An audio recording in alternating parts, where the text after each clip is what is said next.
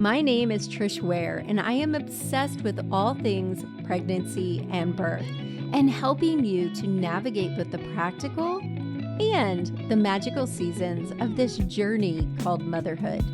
I'm an all-day coffee-sipping mama of 7. I've had the amazing privilege of delivering many babies in my 15-plus year career as a labor and delivery nurse and as a mama of 7.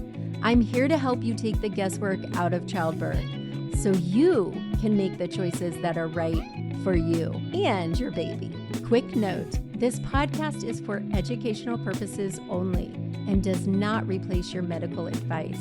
Check out our full disclaimer at the bottom of the show notes.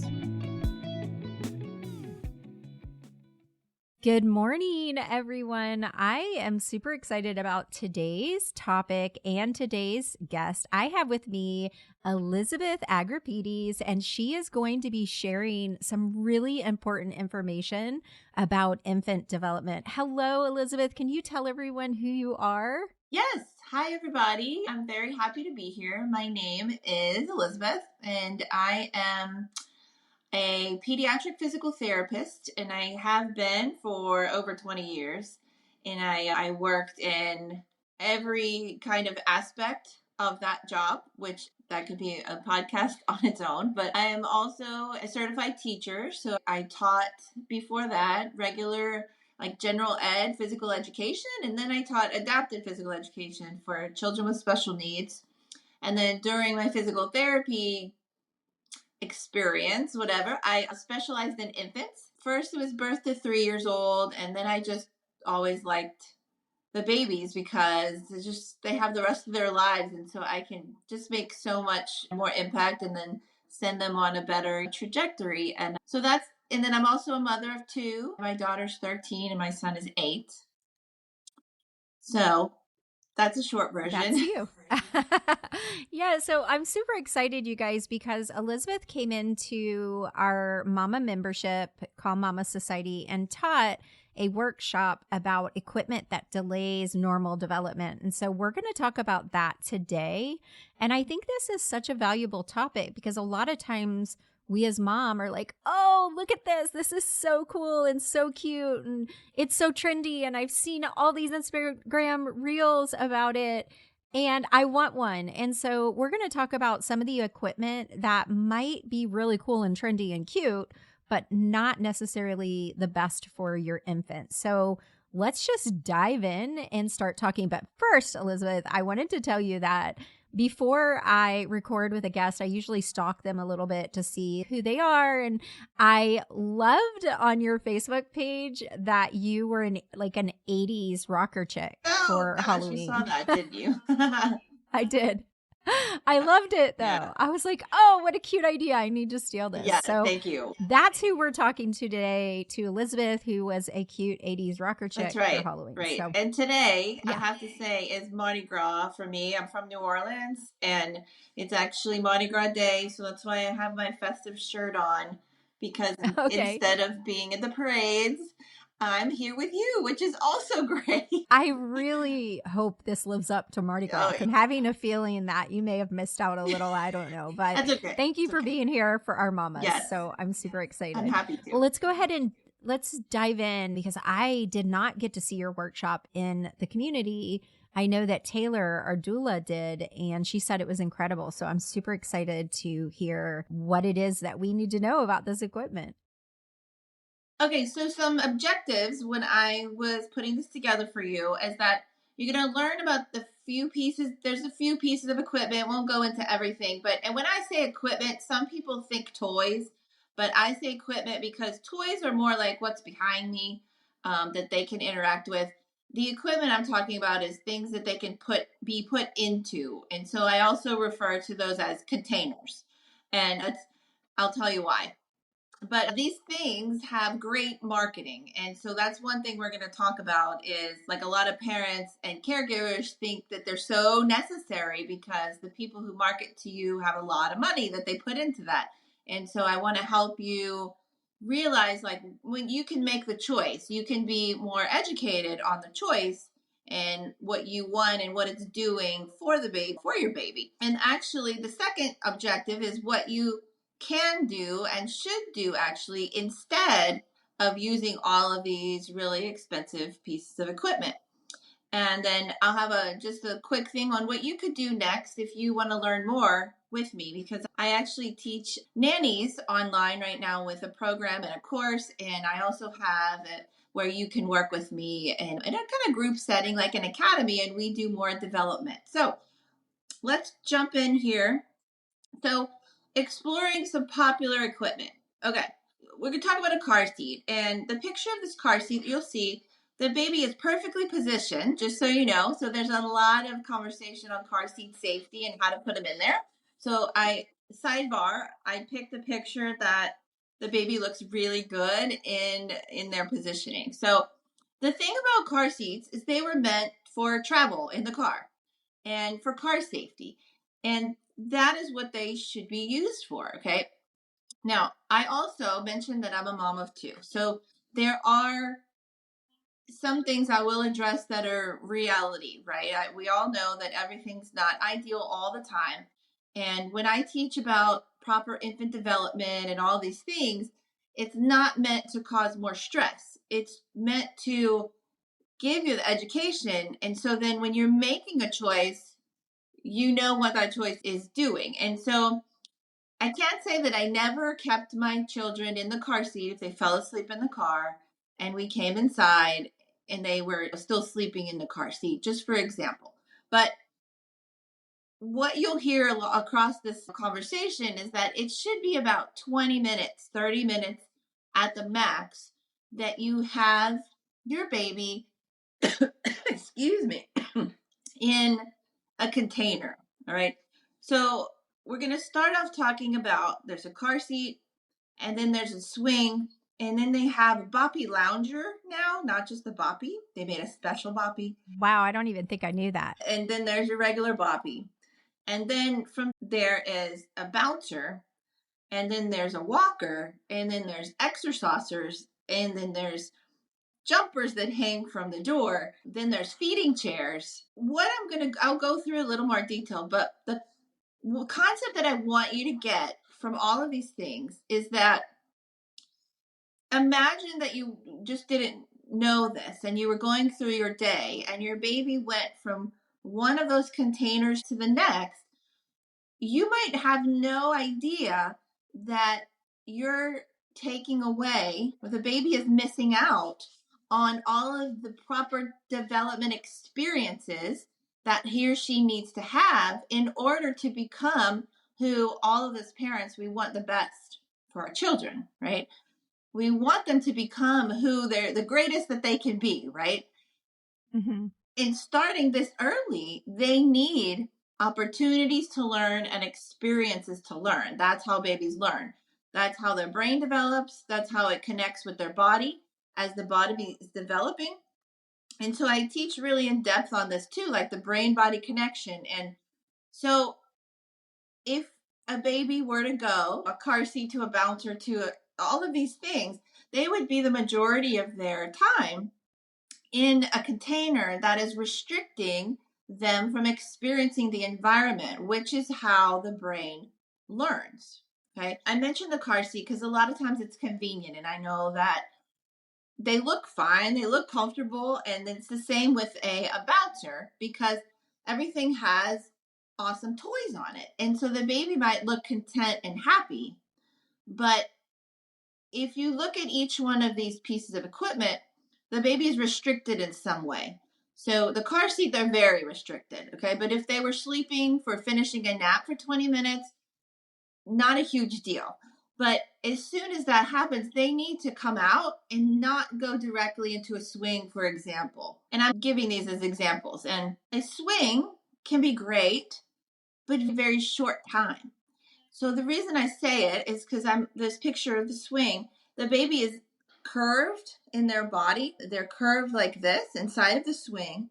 And so they're going to have limited use of their arms for reaching and a limited view of the environment because usually the sides of the swing come up. And then their legs, they have the seat belt, right, in between their legs. which is great because you don't want them to fall out. But then they have limited use of their legs and their feet and experiencing. And so the way that a baby learns movement is trial and error also. And so if they were in this swing and there's toys in a certain area, that's the only experience that their brain's going to get. And they're going to do that over and over. And then the other thing is the pathways that go to the brain for a learned experience. The more you use one, the stronger it gets. Like I use the analogy sometimes as you're carving something in a piece of wood, and like the more you do it and do it, it just gets deeper and deeper. And all the other sections of the piece of wood are unchanged. And so it's the same when you're making these pathways. We want to make sure that you're doing the correct pathway, the best pathway, because if not, you're strengthening the wrong thing. And all of this could be unintentional. So that's why I'm here, because you might go, oh, wow, I never thought of that before. The swing looks great because the company spent $5 million to make everyone see how great the swing is. And it can have its uses, right? There's some children, some babies who have a little bit difficulty with keeping their milk down for a short time. I don't say reflux because not every baby is diagnosed with reflux, but they need a little bit of time in an upright position. Totally understandable. And that's when some of these pieces of equipment can be great. They can be safe. So this boppy lounger that you have to check out it's like a boppy, but then it has like more material in the middle. So the baby essentially is very comfy, but he or she is settled in the middle of it. So again, they're restricted. They can't do anything else. And would you call that a container type thing? Is what you're classifying that as? Right. Okay. There are uses for the boppy, minimal. People think there are more uses for the boppy than I think are the best choice. This boppy lounger and the boppy where you lay the baby on their back and then their head is elevated, I think is great for a post-feeding for about 15 minutes-ish, 15, 20 minutes, digestion. And then the other thing we have to consider is that babies, the younger they are, the more they're sleeping during the day. They have very minimal awake time. And so as they gradually get older, they have a little bit more awake time, right? But if all their awake time, let's say, was in like this cute swing and then this boppy lounger, and they're settled into that position and their head is down, the back of their head, right? They're not getting all of the benefits from different positioning, which is very important. We can talk about this as well, but the tummy time and even side lying, people a lot of times don't know to position in side lying. And tummy time doesn't only have to be on the floor. I teach this whole thing. It doesn't have to be on the floor. It doesn't have to be only like a therapy session, right? You said you're watching, you're like, okay, they have to do 5 minutes of tummy time. It doesn't have to be like that at all. But the reason I teach this class is because the first step is knowing how much time are you using these containers and paying attention to that, just being mindful of that, and then finding some other options, okay, which I'm going to move into shortly. Yeah, I'm glad you said that because I was going to ask you if you're taking away for some of these moms, in better words, these lifesavers that they've been using, and now they're like, oh great, that's the only way I can get dinner done or get my house cleaned or take a break for some self-care. What are the alternatives? And I'm coming up to that very shortly, but before I say that, I do want to say the bouncer is what I call it. I used for my daughter so I could take a shower. It's not that these things are inherently bad, except for, I will say, a walker. You don't need to use a walker at all. There's just no need, and I can go in more detail later. Do they even still make walkers that move? I don't think I knew that. Because the jumpers in the doorway. Like the Johnny Jump Up thing? They call them different. I would just say no. Just say no to that. And then if you want to know why, reach out to me. I'm happy to talk about it more. So I'm a mother of 5 boys. Yes. So I'm well aware of why. Yeah. Because it can cause a lot of problems with hernias for boys. Oh, that is true. That was not even one of my things. But yeah. Oh, that's what I know. Yeah. Yeah. Yeah. So like I was saying about a bouncer, for example, I want to take a shower, guys. Ladies, I know this, right? I was a mom, and you want to wash the bottles, and you want your baby to be in a safe. So one thing I'm going to offer you today is, as you're thinking of this, go slow, but create a safe play space is what I call it. So if you're thinking ahead, create a safe space where the baby can be on the floor. The baby can be in one of those play gym mat that has the little toys hanging, but it's essentially on the floor. So we want it to be cushioned, but not soft. You don't want to pile a bunch of blankets because you don't want the baby's face like stuck in a comforter. But you start creating this safe space, and you're going to thank me later, because what this is going to do is create that baby for you that turns into the toddler that is able to play on their own. And so self-entertainment. This is important. Right. And so that they're able to play on their own without being on an iPad and a TV. So you create this child. I'm going a tiny bit off topic, but I'm very passionate about this. No, we love this. Okay. I love off topic, and I have an 8-year-old who I'm struggling with this very topic with. So, not that everything, I'm not saying if you do this, your child won't have any issues. That's not what I'm saying. What I'm saying is that you start this concept from the beginning. This play space idea can be adapted as the age changes, but it's the same concept. And so this is one thing that I plan on teaching in this Mom's Let's Develop Academy, because the baby's going to change. And then you're like, this play space doesn't work anymore. But just start being mindful. So let's go with a 6-month-old or 4 to 6 month old. You guys have new babies, right? This is like a lot of my moms already have children, because I have the VBAC lab, which is a full birth course for moms who have had a cesarean that want to have a vaginal birth. So a lot of my moms have other children. But we have a lot of students who aren't first-time moms. That's true. I'm going to go a little younger, because I think that the infant time, or people always question this, that the infant can't be on the floor on something. And I think that they can. Not that I think. I know that they can, as long as it's a safe space.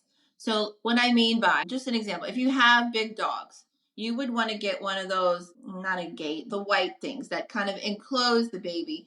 And like a guardrail type. A guardrail. That's just like if you have a large dog, or you had, I was working in one house and the father was in a wheelchair.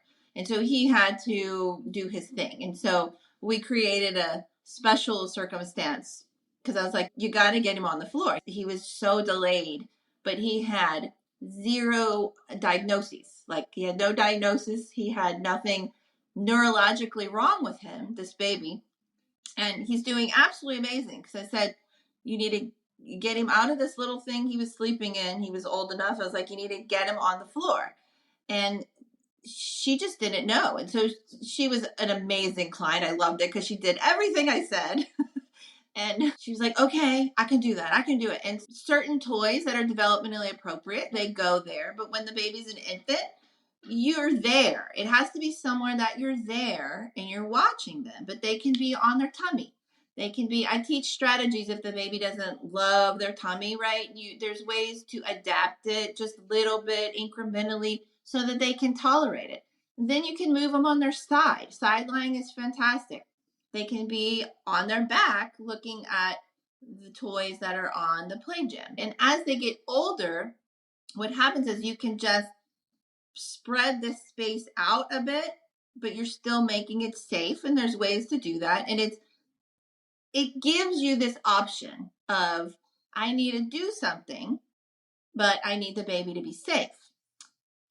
And then I'm also going to add that the biggest present you can give your baby, especially your infant, no, all ages, starting with infancy, is being present.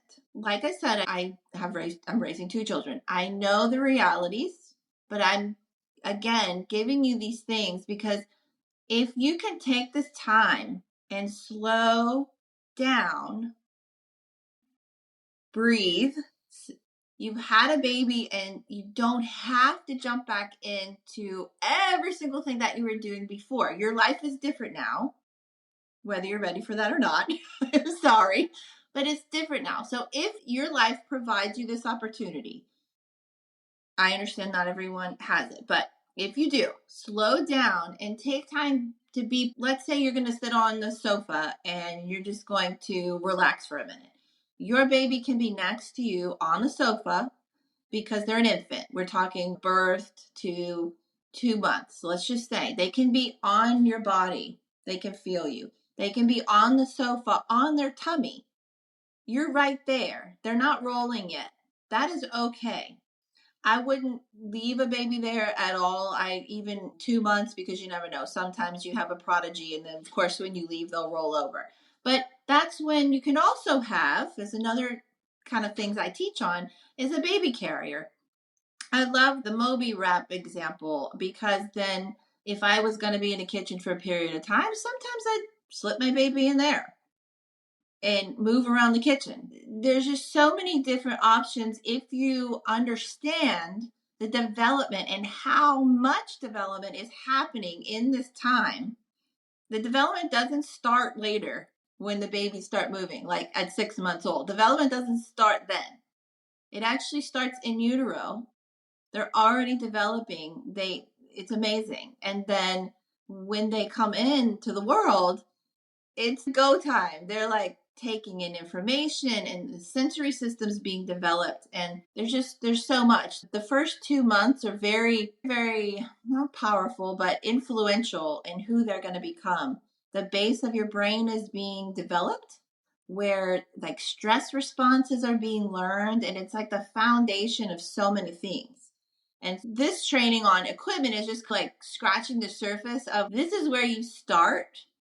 And if you can take them out of some things where normally you just would have put them in there because you didn't know that there was anything better to do, and start putting them on a floor in a safe place, you've already done a ton for their development. And then you can keep learning from there. And I love that you said there are let me start that over.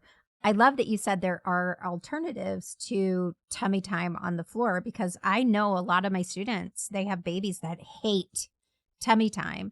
And one of the things I recommend is putting tummy time on top of you. You can lay down and they can lay on top of you and look right into your face. And we all know that infant regulation can happen on top of mom, like everything. So do you have any other suggestions for tummy time besides maybe on top of mom, or is that something you recommend as well? Yeah, totally. But mom doesn't have to lay on the floor. So that is one option. If mom wants to be on the floor, that's totally fine. But even if, I normally say lay in bed and just put them on top of you. Lay on the couch and put them on top of you. So you can also be in a reclined position on a sofa or a chair. Like I have many pictures of my daughter. She looked just like this. And Yeah. she was sound asleep, and I didn't even need to be checking my phone, to be honest. I think that we think so many things are happening, but like once I got used to like this is what I was doing, I don't know, it's calming for our brain. But there's some other ways you can do it on your lap. You can put them on your lap.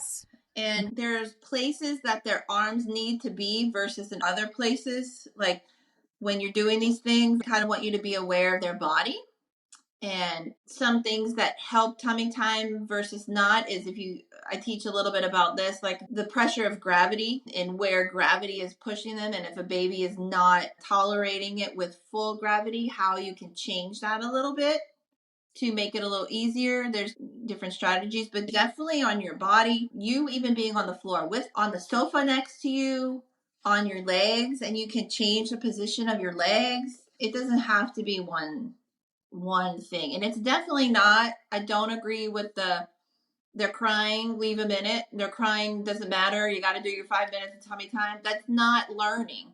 The whole point of tummy time, and I also call it floor time, is because it has to continue past where they're just laying on their stomach. Like floor time has to be a way of life. If you want this baby that you just created to turn into this wonderful human, they have to be able to experience and do these opportunities, or they're limiting you. Their learning is limited, right? So if tummy time isn't, either contact me or figure it out is what I'm saying, the best way for your baby. And getting creative, as long as it's safe. I think that is really key to a lot of things as a new mom is your baby is going to be different than mine, and just get creative. Find a way that your baby can do this because they need it for their normal development. Yes, that's exactly right. It's not one of those things that you can say, oh, they hate it, it's too difficult, it's not that big of a deal anyway. I know that And happens in reality, and especially when you don't have anything, you don't have any strategies to go try different things. If you don't have any other strategies, then you're like, oh, forget it, I don't know how to do this. And I think too, for a mom who's having her second or third baby, one really big lesson in motherhood is that just because it worked really well with baby number one, baby number two might throw a loop in that plan. And that's when you have to start using these strategies. So Yeah. for some of you guys, baby number one, oh, loves tummy time. Tummy time's no problem. I can go and do whatever. Baby's safe. And then baby number two will scream their head off because they hate tummy time. And that's where you have to start using some different strategies. So I think it's good. It's like what I teach my girls in Calm Labor, Confident Birth, and in the VBAC lab is that you have to have all these tools. You may not use them all, but having them just in case that you know it. So you have that knowledge because knowledge is power. Yeah, totally.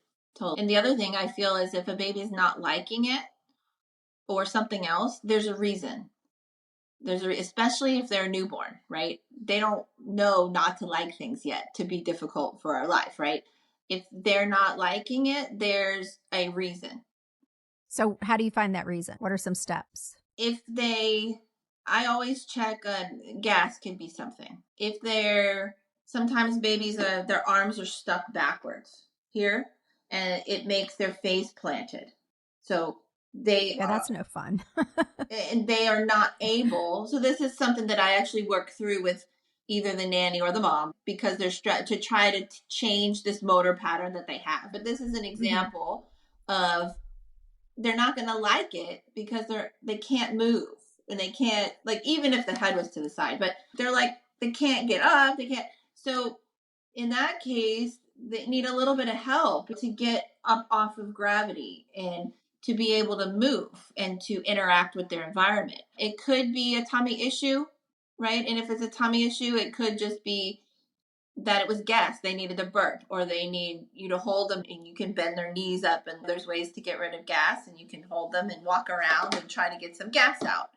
Doesn't mean don't put them back down in tummy time. It's just try to problem solve it. They could be hungry. They could have a wet diaper. They could have a dirty diaper. Right. Yeah. I was thinking like harder things, but yeah, it could be just feeding time. It could be something easy. Or when your baby's exercising and sleeping, they're growing. That's what they're supposed to do. So then they're going to need more food. So if the same schedule that worked last week might not work this week because it could be a growth spurt, right? Maybe they are yelling because they want more food. A lot of times the formula that's another topic too, but a lot of times the formula is, if you read the ingredients, like a lot of times it's not great.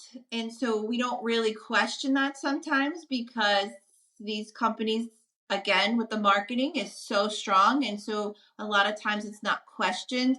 Is this formula causing all these problems? Because it is a huge factor. It's nutrition. I love that you brought that up because we just published a blog on European formulas compared to US formulas. Wonderful. And I learned so much. So for those of you guys who are listening, I'll link to it in the show notes because it's amazing. Incredible how terrible our US formulas are. It's terrible. I mean, it goes to make sense just in general. What we eat here in the US is not great. It's so funny. Total side note, but we can get off on tangents on occasion. Yeah, sure. I did a fast per se when I was going through my divorce, just like a total health reset, and only ate whole foods, nothing, no preservatives, no anything. And I can't tell you how many people commented on how gorgeous my skin looked, how gorgeous my hair looked. I was glowing. Nice. All my friends were like, what did you do? And I'm like, nothing. And it took me a minute to put it together that it was my diet that changed everything.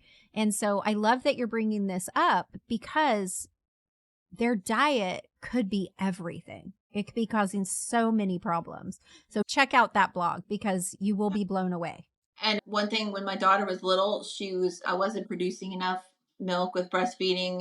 She was my first child. So I was like all freaking out because, you're supposed to be sustaining your child and then you can't. It's very emotional. And then yeah, I had the same with Grayson. The hospital so nicely sends you home with a little free package of Similac, Enfamil, something. And I said, go grab that thing from the pantry and we'll try that. And maybe she can eat or whatever. She took one little tiny taste of that, this 3-month-old, and goes like, sticks her tongue out. And I'm like, what do you mean you don't like it? This is what they gave me to give to you. So then we decided to taste it.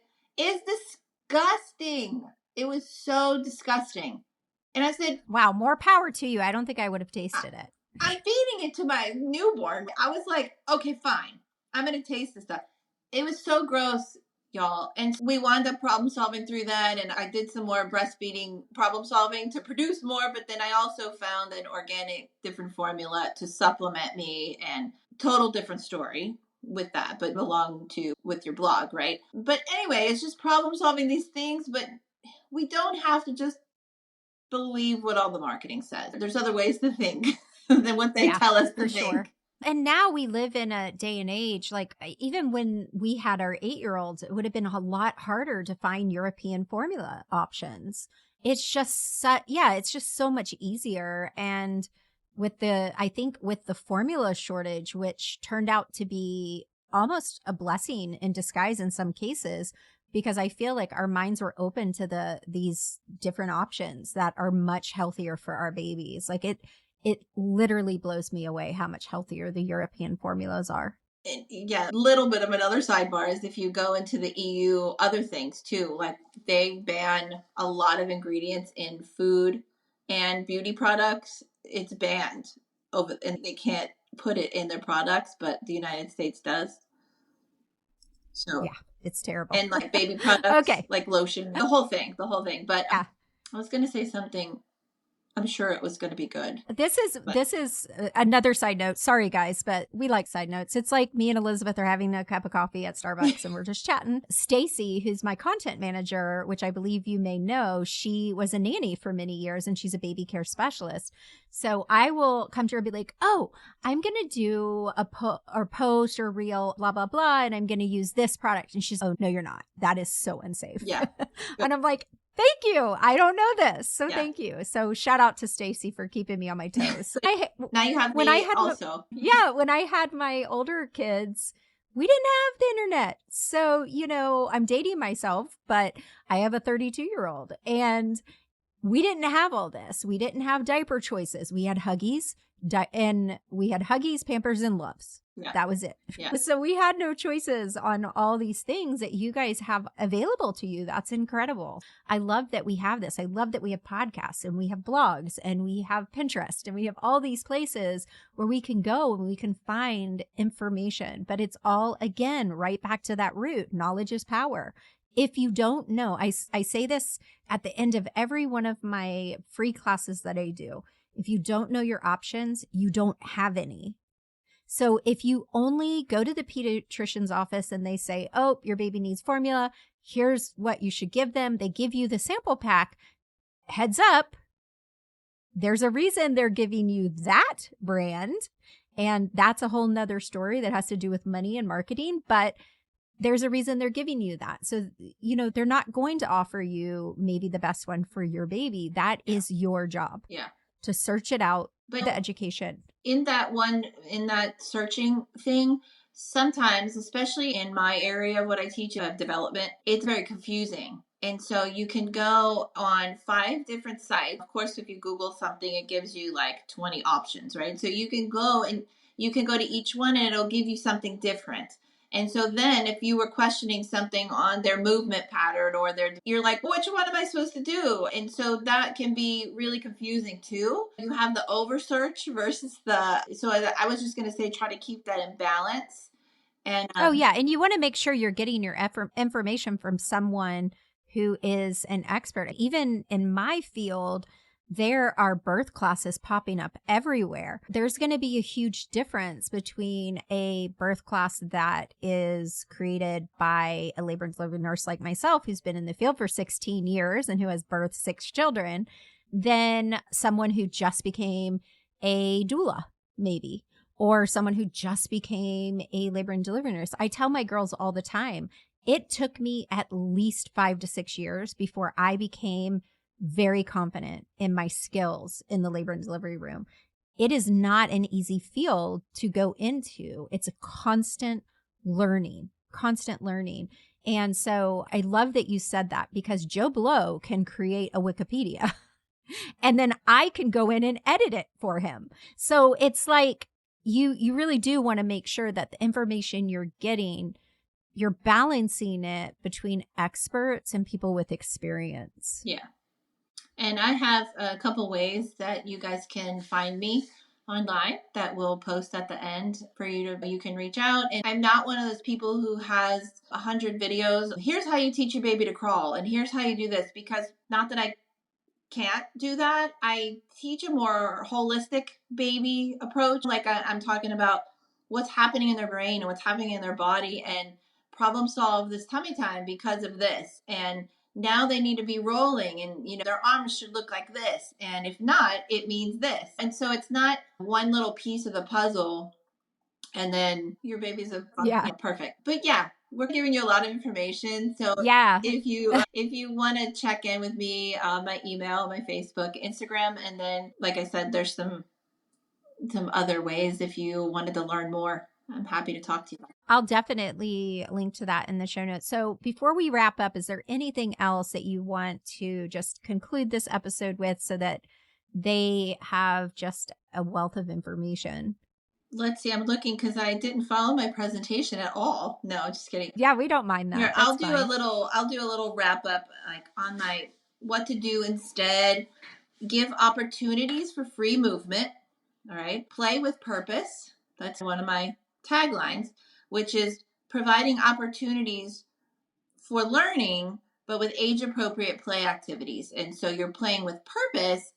It's not forcing, right? But you do have a little bit of purpose to the toy, and why do they need to get it, and how they're gonna benefit. Holding them in various positions, and then using a wrapper, a carrier, not always being in something, and you don't have to hold them all the time. It can be various ways. Just as a little recap. Yeah. Let me just ask about the wrapper carrier, because Grayson had the dairy soy allergy, MSP, I think that's right. And he was just not a happy baby. Yeah. Unless I had him on me, and I used my Solely Baby Wrap 24/7, because that was really the only way either one of us had a peace of mind until I did an elimination diet and figured it out. Dairy. Yeah. So how much is too much as far as baby carrier? Is there, or... Because I'm not joking, he's baby number 7. So at the time that he was born, I had 4 other children at home, ranging from 9 years old to 17. And they all wanted to carry him. So that's just crazy, by the way. Yeah, I'm a little crazy, but those of you who listen to me weekly know this. Anyway, so he was being held or carried a lot. He did get tummy time, for sure. And probably more than 5 minutes. But is there too much time in a carrier or a wrap? The way that I'm going to answer that is they should be on the floor as much as possible. So I'm flipping it on you a little bit, and I realize that, but okay, that's fine. They should be on the floor as much as possible in this safe play space, or right.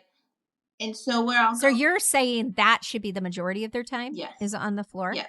Okay. That should be the primary focus. Almost like if you're trying to diet, instead of thinking about all the things that you're taking out, you're supposed to think about what vegetable can I eat with this meal?